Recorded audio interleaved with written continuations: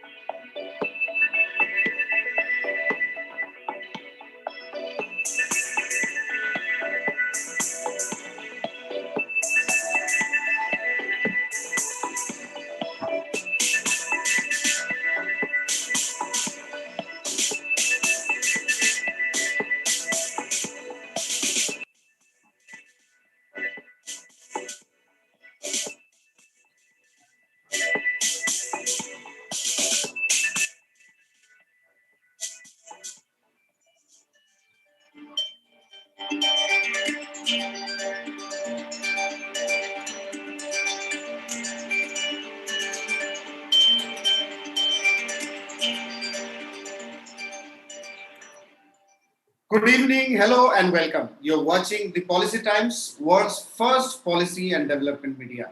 Every show, every discussion, every webinar that we do are connected with development and nation building.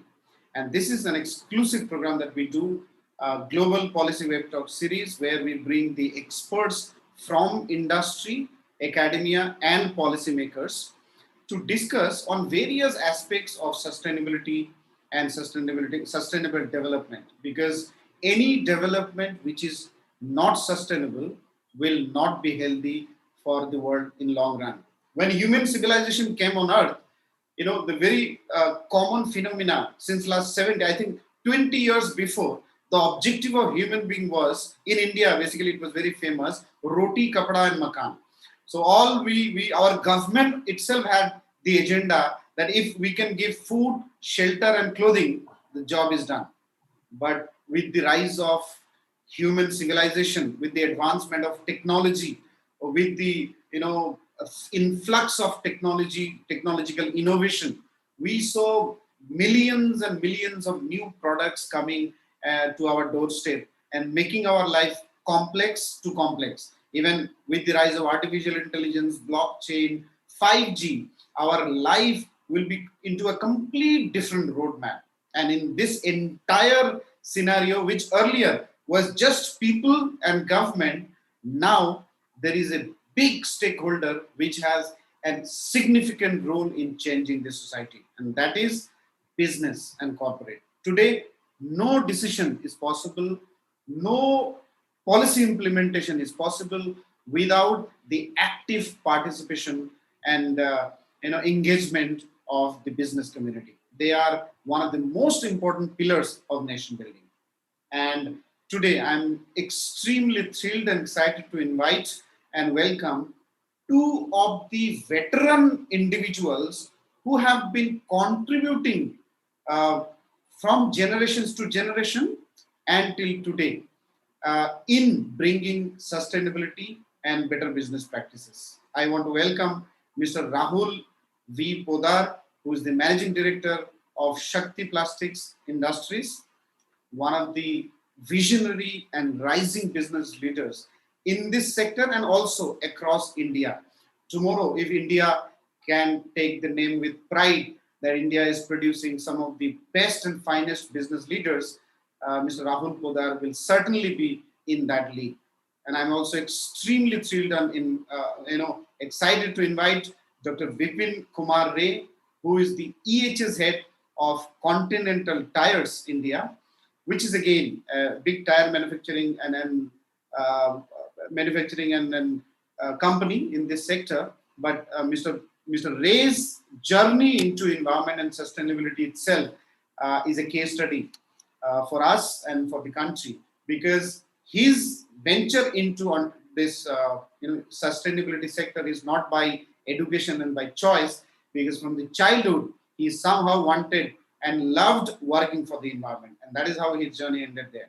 So with this, I want to welcome, and the first round will be the introductory round, where we will request our guests to kindly introduce themselves in 3 to 5 minutes, and the second round will go into the address. So first, I want to invite Mr. Rahul Podaar to kindly introduce yourself in 3 to 5 minutes before we start the show. Yeah. Good evening, everyone. Thanks, Akram ji, and thanks, Bipin ji. I'm very glad to share this platform with both of you and with the people. Thanks for the opportunity, Akram ji and Policy Times. They are always very supportive in all manners.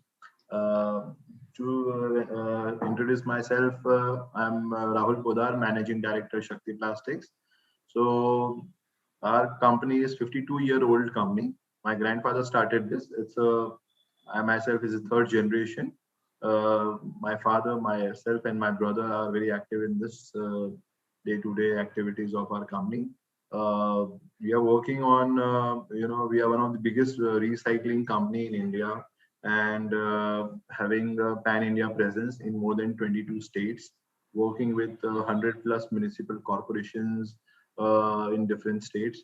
Apart from that, we are also setting up recycling plants in Vadodara, Indore, Maharashtra, Delhi. Uh, so we have one of the best technologies to convert mixed plastic waste, which is a major problem and a issue with the government and people.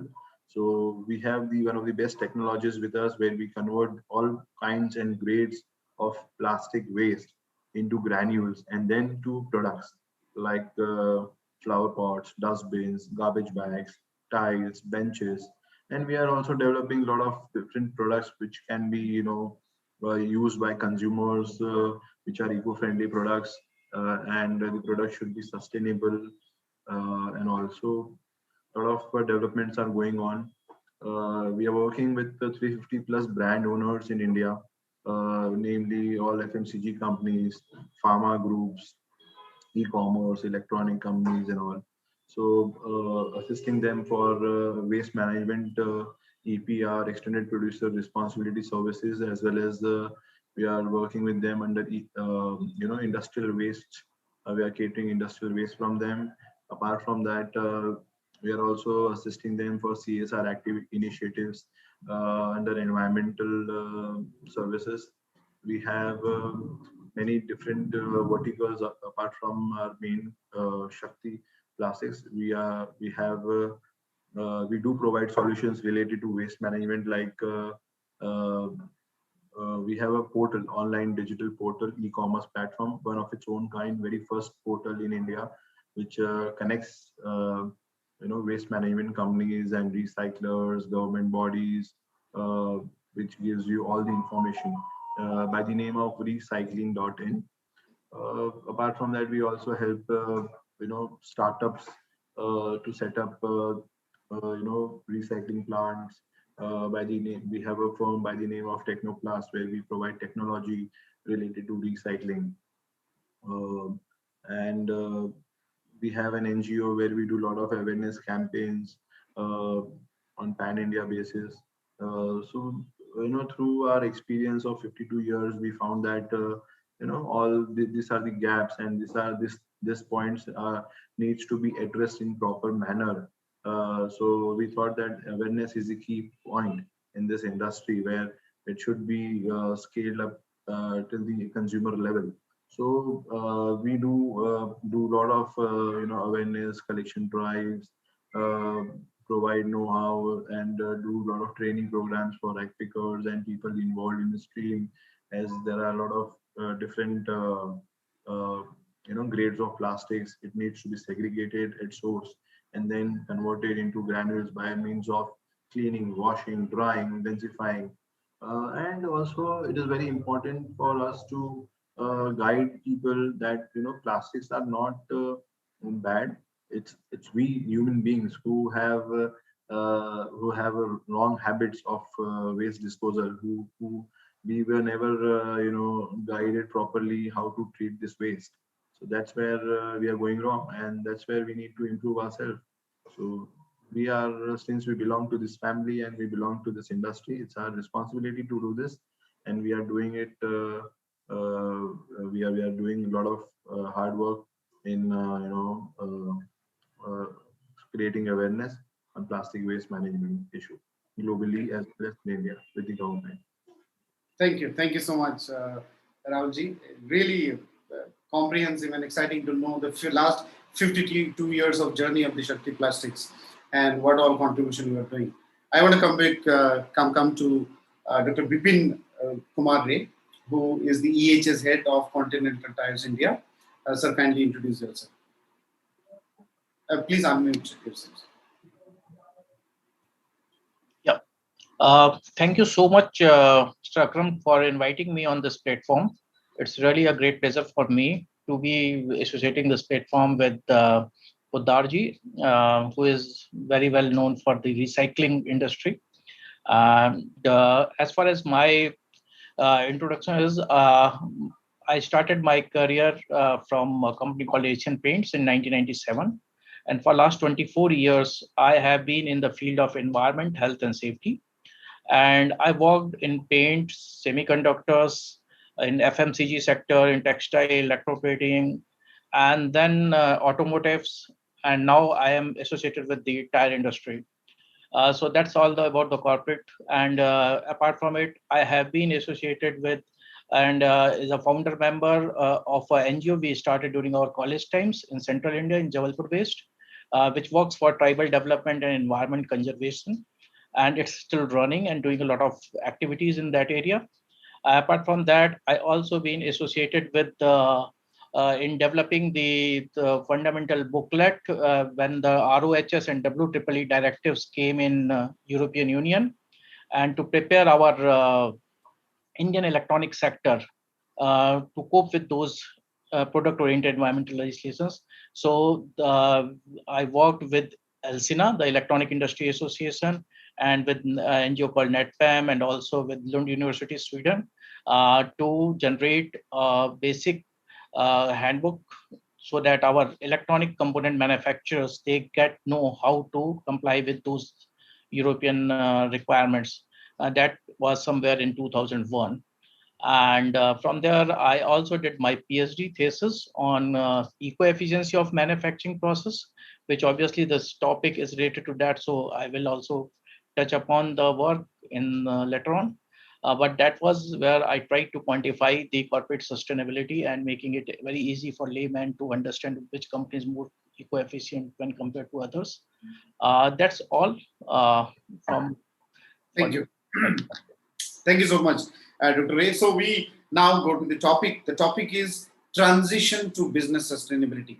I would request, actually, I'll start with Dr. Ray because Dr. Ray has come up with an excellent metrics of how business sustainability and eco-efficiency can be achieved by the corporate world with the kind of metrics that we have.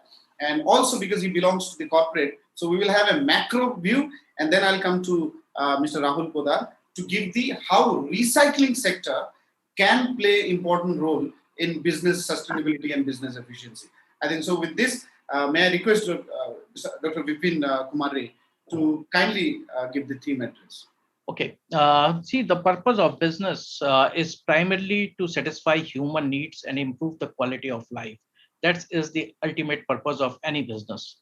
And while doing this, we have seen that the industrialization, if we consider 1920, and by now it's 2021, so almost 100 years, we have realized and seen there are a lot of environmental implications which happened during this journey of industrialization. Although because of industrializations, yes, the quality of life have been improved, but at the same time we have major problems, and there are certain environmental problems. Every one of us know is the climate change, and where if we see if we are not able to limit our temperature by 1.5 degrees centigrade by the end of the century, we have a threat for our own existence. So that's the basic situation in which we are right now discussing this topic. Coming to the journey, this basically the idea of sustainability, it came in 1980s. Means when the industrialization, if we consider from 1920, 60 years after the industrialization journey, the world realizes that we need to have a sustainable development. And World Commission on Environment and Development, one organization was set up, and they studied, and then the well-known definition of sustainable development, which is Brundtland report, which was titled as Our Common Future, wherein sustainable development is defined as the needs. Is a sustainable development is a development where to meets the needs of the current generation without compromising the ability of the future generation to meet their own needs. So that's very important.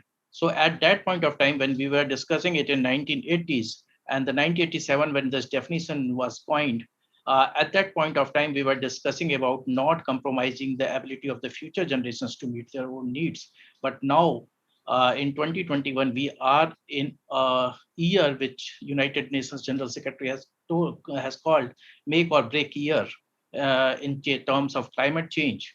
And this year, we are in a situation where we are thinking of our own existence, not of our future generations. So that's the urgency and the which is required. And if we look across in history from 1987, 1992, we all know the Rio Earth Summit, where we have the Agenda 21, which came and where the first time the global community, they set up Agenda 21 to work on the sustainable development part. And at that point of time, it is basically the climate change, deforestation, and desalination. So these three things were, desertification. These three the points were there. And then in 2000, the Millennium Goals, when UN Millennium Summit happened, and then they come up with 8 industrial international developmental goals. And for that, the target was fixed for 2015. And later on, our current sustainable development goals, which were designed for 17 sustainable development goals, where we have a target to achieve by 2030. But we all know how the global communities, they are very good in setting up the targets, but what are our performances, we all know very well. But now the situation has become very worse. If we are not able to act now, then, and even some thinkers says that now we are already very late and it's no return situation right now. But still we have to look across that part, and we have to ensure that we go for a sustainable way of doing business. Business is important because business improves the life of the people. Business is important because it gives us a product and satisfy the needs of the human life. So we can't ignore business. But at the same time, we have to think about how we are carrying the business and how we make it more in a sustainable way. Today, we have 7.9 billion population, and with the economic pattern which we followed in last 100 years, still we have 22%, around 1.3 billion population, which is below the multidimensional poverty. So still we have people who are living in a poverty, around 22%. And in India, if we look across, India constitutes 17.16% of the total population, with a land area of 2.3% roughly, and where we have a poverty of 28%.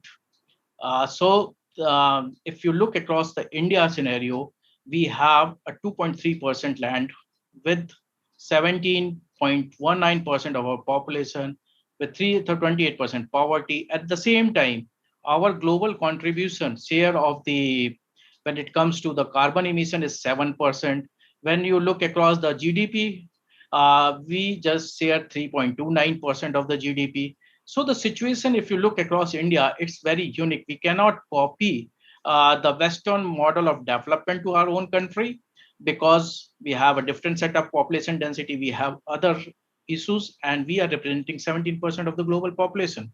So looking on with this background, now coming to the business sustainability, When we speak about business sustainability, it's basically a three dimensions. Three dimensions means we have to look across the economic performance of the business. At the same time, we have to look across the environmental.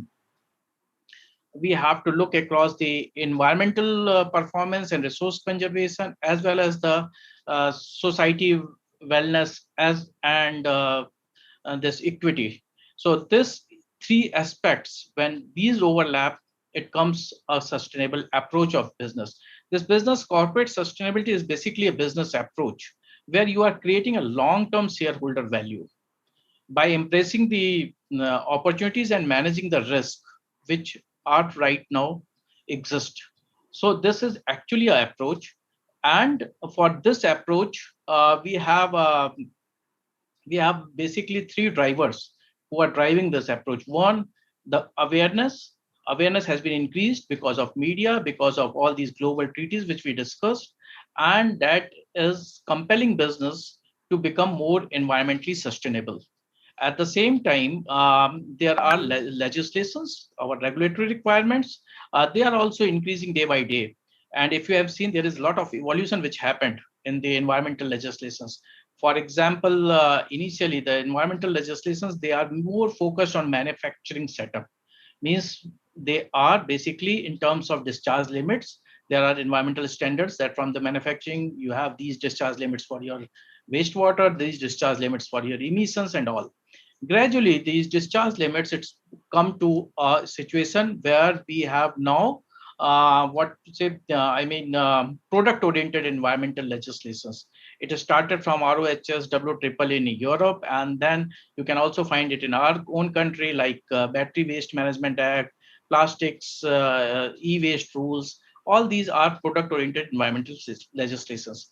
So basic, the now the concept is of product stewardship. When we say product stewardship, means in the initial time people have the responsibility of product at the point of sale itself. Now it goes beyond that, and you have to take care of your products until the end of life management. So that's the part. Now coming to the fact that the primary objective of any business is to make profit for their shareholder. Now we need to understand that profit at what cost. We have a shareholders and we have stakeholders in a business. So we have to balance both. Shareholders are looking for financial returns, good financial returns. At the same time, we have to engage stakeholders, and they are looking for many intangible benefits in long terms. So with this reality and in this situation, if you also look, we don't have in our academic institutions or in our management schools specific programs on business sustainability.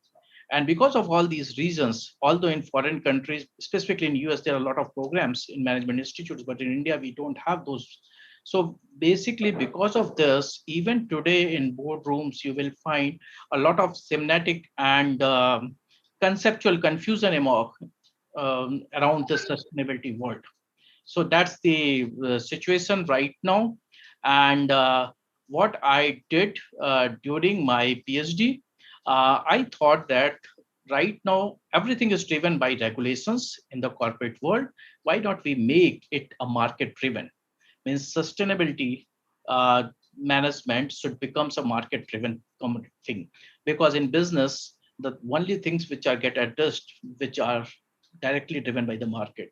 So with that perspective, I did in my thesis, I tried to link the economic performance and the environmental performance, and that's what I called as eco-efficiency.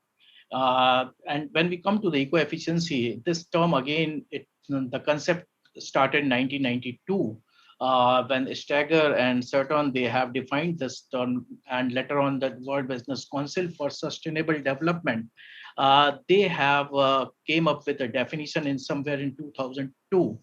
And eco-efficiency, they define a very one, means if you just listen this definition, it is very appealing, and it gives the entire solution of this complex sustainability notion.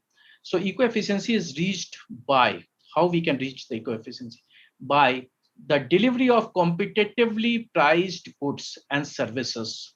We are saying competitively priced goods and services that satisfy human needs and brings quality of life while progressively reducing the ecological impacts and resource intensity throughout the life cycle to a level in line with the Earth's estimated carrying capacity. So here we are linking with the entire life cycle of the product. We are saying that we have to do progressively reducing energy intensities and also linking the development with the carrying capacity. The main point is the carrying capacity of the planet. Planet, how much population we can afford? 7.9 billion today, 80 millions are going to add every year. So we can't have something because the resources are fixed. So we have to look apart from this linear thinking to a circular economy where I understand Rahulji is doing a wonderful job in actually creating the infrastructure to promote the circular economy in our country. And there are 7 principles which later on this World Business Council have defined, that we need to reduce the material requirements of our goods and services. Whatever we are producing, we have to think how to reduce the material requirement. Same way, how to reduce the energy intensity of our goods and services, how to reduce the toxic dispersants either from our products or from our manufacturings, how ensure we enhance the material recyclability, how we can extend the product durability. This is very important because in computers, in IT sectors, you will find, and even in mobiles, there are so many fast changes that every 2-3 years you have to throw all these things, and they are creating a lot of junk in the world. So product durability, and then another part is the extendability of the product. Both the things are very important for addressing this crisis and managing sustainable use of renewable resources. When we are using renewable resources, should be in a sustainable way, and increasing the service intensity of goods and service. Now we are also saying that you have to increase the service intensity of your goods and services. So it didn't mean that every 3 years or 2 years I have to throw my mobile. And even if you have seen the big brands in the world, they are coming up with this. And many times in our IT sectors, you can't find a product which can easily extendable. You have to replace your laptops with the new one. So those are the things where we really need to look upon. And this is all called the design for environment when you design the products. So in my thesis art I have quantified all these aspects in a manufacturing process and linked it with the environmental burden it creates. So in simple terms, what we did, we have, everyone knows the value per what we in a manufacturing, what you are creating. You are selling a product at X price, and then you are purchasing material energy for making that product. So if you add material energy cost and you minus that cost from your selling price and then divide it from the material energy, that percentage is basically the value you are creating in that point. So what I did, I put that as a numerator, which is always in percentage. And then for environmental burden, I have scaled down around 24 line items, 24 environmental impacts in a manufacturing process, characterize it into 3 parts. One is natural resource. First is what is the impact on abiotic ecosystem, and then human health and ecotoxicity. And then out of these 24, you have to quantify all these. Somewhere you will find it's loading base, somewhere equivalency factors, all those things we have developed in those methodologies. And then now the question is how to make it on the same 100 scale of 100. So there we used a tool which is multiple criteria decision making tool, which is I have used an analytical hierarchy process, and it's very wonderful process because when you throw something, means if I discharge, say, a pollutant, the recipient environment at one location is different with the other. So you have a flexibility to discharge something in one location, but if you discharge the same quantum of pollutant in another location, the recipient environment is different, because in Delhi the air quality is very poor, but if you go into some other place, the air quality is much better. So you can have those differences, And to link all those factors, I have developed this multiple criteria decision making tool, through which we have scaled down all the environmental burden into a composite factor on the scale of 100, and then simply divide the value creation by the environmental burden, and it comes into a eco-efficiency indicator, which is very easy for any layman or any customer investors to understand who is more eco-efficient. And if we give this freedom to the market with this kind of indicator, that yes, I am, if I have to spend 100 rupees and I have three options, so I know which is more eco-efficient. So this is the way reinvestment as well as our customers. So these two ends we have to club. So that's what I did in 7 to 8 years while studying in IIT. And at that point of time, I have interacted with many peoples inside in our country, across the other countries, and we got to understand and build all these things. But in 2009, when this PhD awarded at that point of time, this particular topic is not so much in debate. People don't want to listen. People don't have interest in all these things, even the corporates now. But thankfully, now the situations have been improved. The role of media and the kind of extreme weather conditions and heat which we are getting in, and the kind of losses because of all these natural disasters which the countries are bearing, they are now looking on all these parts, and we have management tools through which we really do and address these situations and probably can protect our planet. So with this, I Thank you.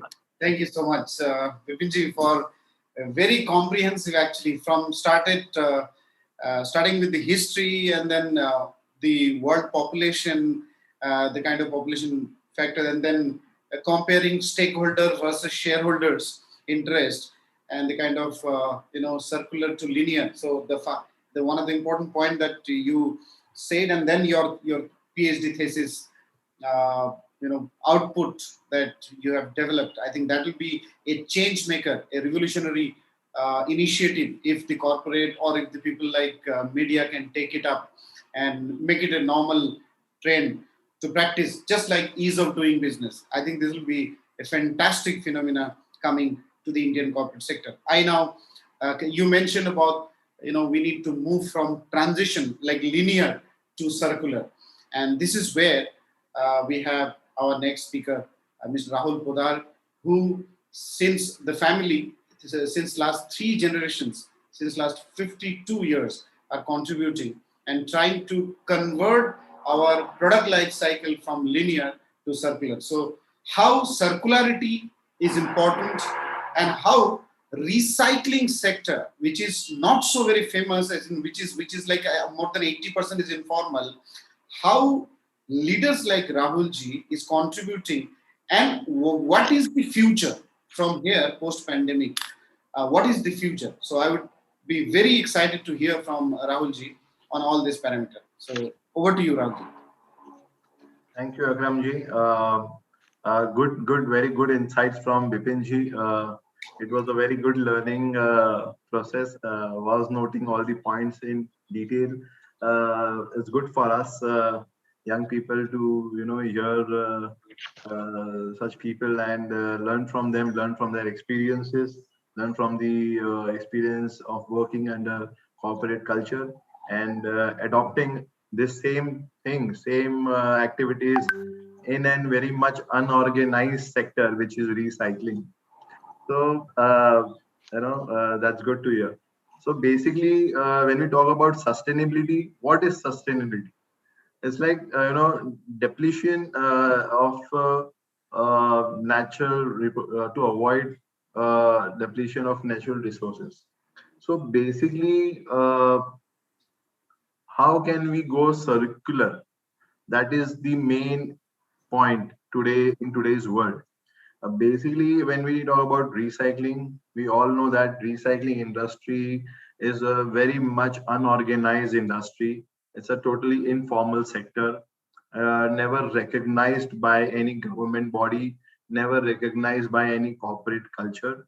Just because of what we say unethical practices in this business, or unorganized structure, there was never a support in this industry. That is the reason it never grew like any other organizations. So basically, in India, when we talk about recycling and circular economy, and we talk about top 10 companies in recycling, everyone talks to us. Who are your competitors? Who are top 10 recyclers in India? But generally, when I think about it, I don't have the names are on just my fingertips, 4, 5, 6 max. Because people used to think it's not it's just a waste business. Who will enter into this? A student who completes their studies, do their studies abroad, completes their MBA management studies, come to India, they will never go in this waste management kachra ka kaam kabadi wala se interaction. All want the air conditioned factory, working with corporates, professionalism. And also people never wanted to enter into this industry. uh, but basically, now with time, there's a global warming scenario. There's a Swachh Bharat Abhiyan campaign in India. There is too much of awareness. The things have changed. Scenario has changed. People have started talking about circularity. Started thinking about circularity. Uh, there is a lot of awareness about safe disposal, scientific disposal of plastic waste or any kinds of waste, where it needs to be reused, recycled, or disposed in an environment friendly manner. So recycling is the best solution for sustainability in the world, where a company, a person is creating some value out of waste. The material which is lying as it is going in dump yards, landfills, and is actually creating problem to the environment. A kabadi wala, a scrap trader, a company picks that material, converts into a valuable product, sells it at a value, give employment to people, creates a new business, create a new product, and it avoids usage of natural resources. It replaces fresh wood, fresh steel, fresh paper, fresh plastic. So it replaces natural resources. So basically, it generates less power. Recycling any kinds of any if you recycle any material, it will save water, energy. It will save emission of gases in the environment. So it has lots and lots of good signs in the environment. So apart from that, when you convert any waste into products, it is it is cheaper than its alternates. So it is viable. A consumer can buy that product very comfortably at almost 30% or 40% cheaper than its alternates. So again, it's viable for a consumer. Again, it gives a consumer capacity of procuring material or using that product. Uh, and Now with time, even government have started supporting this segment, this industry, where Ministry of Environment and Forest, Jal Shakti Abhiyan, Central Pollution Control Board in India uh, are supporting recycling industry, are supporting companies who are upcycling waste into products. uh, like many of the companies, many of the startups have innovated a lot of different products made out of waste, which is actually replacing woods. Some of the materials are replacing metals, paper. uh, and when we talk about plastic recycling specifically, it it doesn't require much water, it doesn't require much energy, or very high end technology. But it's just in the mindset of the people that, oh, it's not recyclable. Who will go under this dump and segregate plastics and then convert into some products or whatever? So uh, the thing is that the whole thing is that recycling is something where what we think is the future of is the future, and next 10 years down the line we can assume that there will be thousands of recycling company in the country, and that too will not able to cater the amount of the quantity of waste which is lying as of today and which is generating and increasing day by day. So we need to create a full ecosystem. When in municipal solid waste there are several materials, several kinds of materials, right, from plastics, paper, cloth, metal, glass, uh, and if it's segregated in a proper manner, all can be recycled in a very good way, and we can create a very good value out of it. So, with time, things will evolve, things will change. People are people have started focusing on waste collection business. In last 3 years, we have been associated with more than many companies, and we have found that there are more than 7 to 800 startups who have registered under waste management activities in last 3 years. And all these startups who are owning their business are below 25 years of age. So we can assume that the young generation, the people who the students, the college students who used to avoid doing this business or entering into this business, have started thinking of starting something from waste, or started converting some products or some valuable things from waste to value. A lot of government bodies in the country have initiated good waste management systems just to they have huge patch of landfills lying there. They want to reduce it. This so Of course, waste, if it's kept as it is, if it goes in landfill, it creates pollution, it creates emissions, gases, which is again harmful for the environment. And uh, there are certain ways of safe disposal, like we can dispose the waste at waste to energy plants, at cement plants, in pyrolysis. There are multiple ways, but again, if you talk about sustainability, recycling is the only sustainable model in the world where we can create some value out of it. The business runs on its own fund. Sustainability is also financially stable. It should be financially stable. It should not depend. A business should not depend on any additional funds to run the plants on day-to-day basis. So recycling, we can create value out of the waste, what is been converted, what has been collected, uh, and basically people who are buying these materials are again very supportive. Now with time, there are a lot of, like, IKEA has initiated a lot of products which is made out of plastic waste, and companies like IKEA will now, of course, support, if it supports this cause. There will be a lot of companies in the country who will be manufacturing products which is out of waste, and it will definitely create a very good ecosystem. Uh, uh, Globally, there like some of the European countries, American countries are already working very aggressively in products made out of waste. When you go there at the departmental stores, we can see this product is manufactured out of plastic waste. This is out of fresh plastics. The consumer goes and picks something which is out of waste.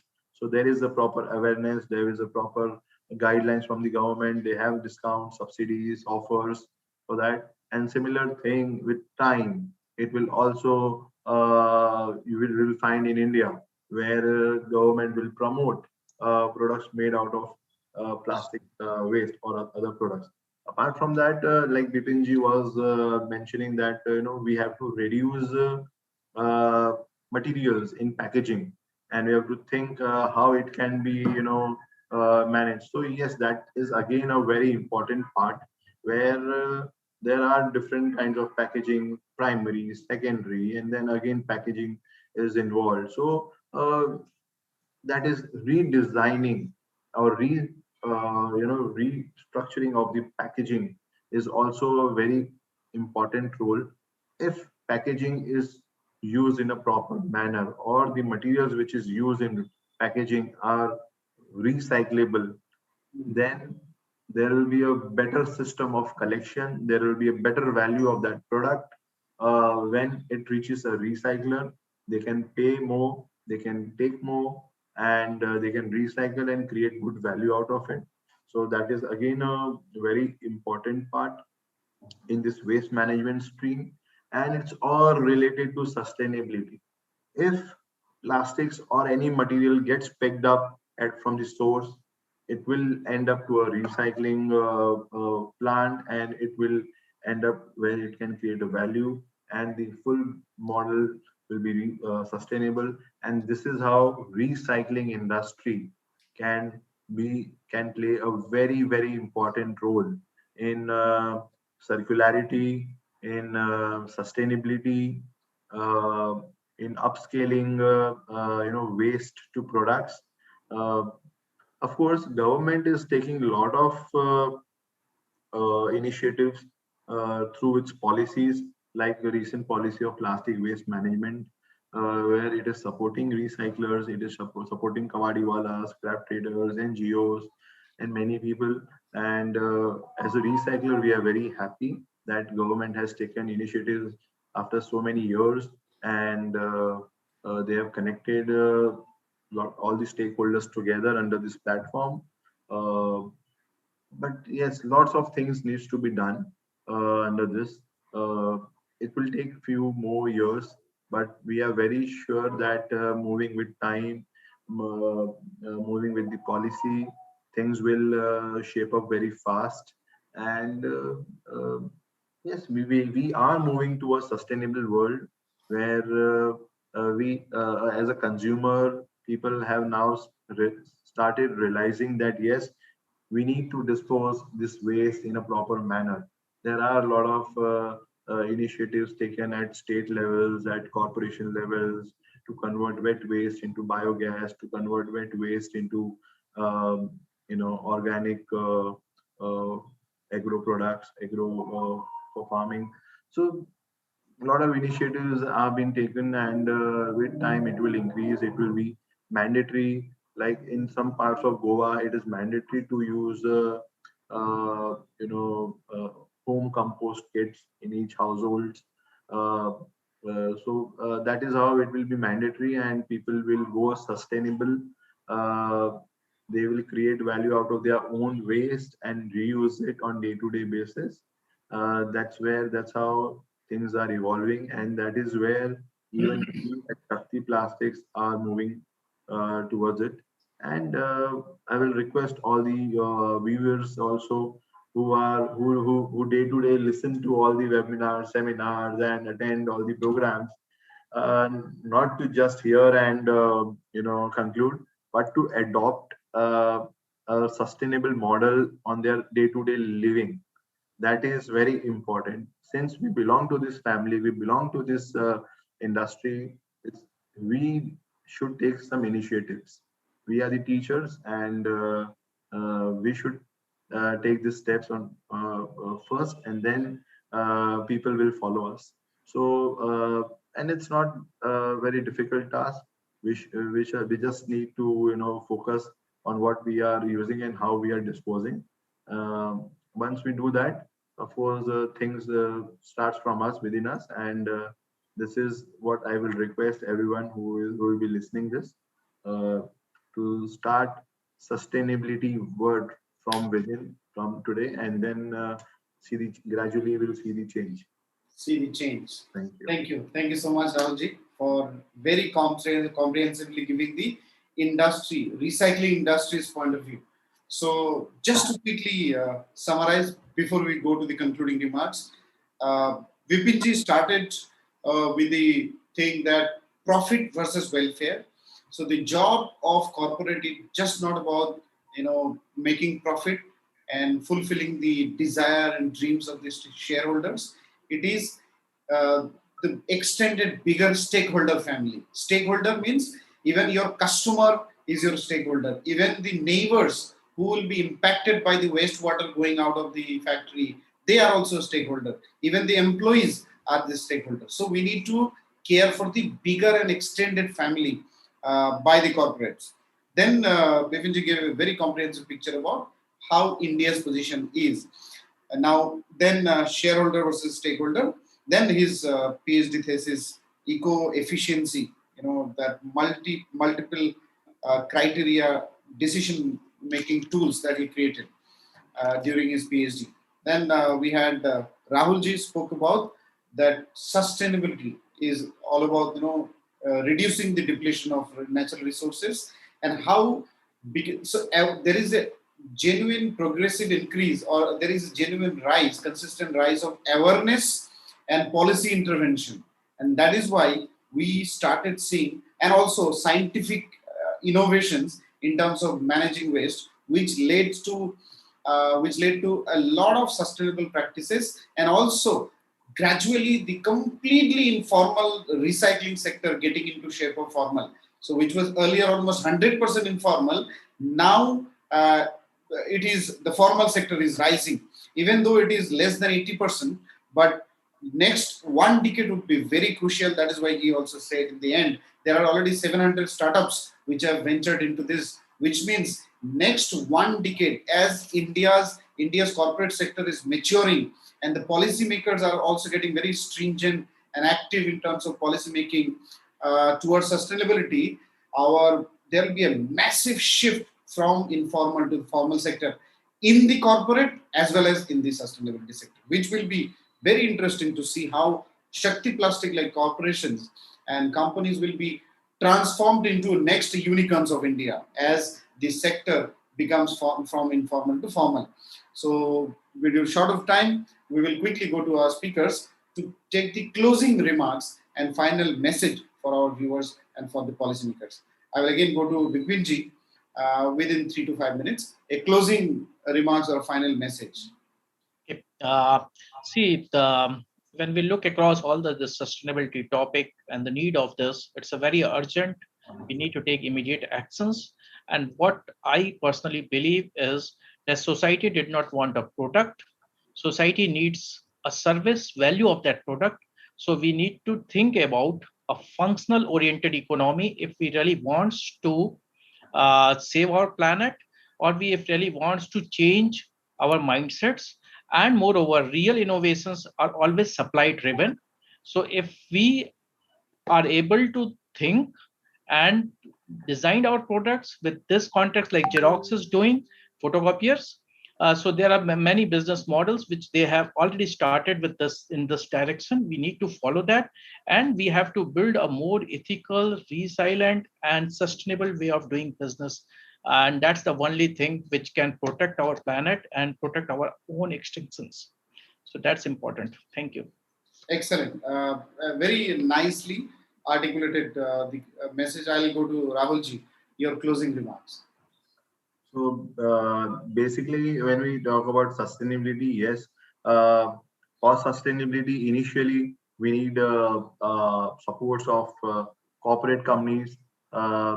We need support of the people, consumers, government bodies, and would like to request or tell everyone to support sustainability by starting something on your own today itself, and initiate things so that it scales up, and we can spread awareness among our people, family members, friends, and gradually with time we will see a change. But of course we know that it's not immediate, but with time we will see a change if we start from today onwards. Thank you. So the final message from Rahul ji came is, let us adopt sustainable practices at our individual level. If we do so, naturally we will the whole society will achieve sustainable practices and we will achieve the target. So we had Dr. Bipin Kumar Ray, who is the EHS head of Continental Tyres India, and we had Mr. Rahul Podaar, who is the managing director of Shakti Plastics. Both of them sharing how we can achieve sustainable business practices in India and across the world. So viewers, if you like discussions like this, Policy Times as a media promoting development journalism is committed. In each show, we want to promote certain things which can help the nation to be better and the world society to be progressive and peaceful. Thank you. Keep watching the Policy Times.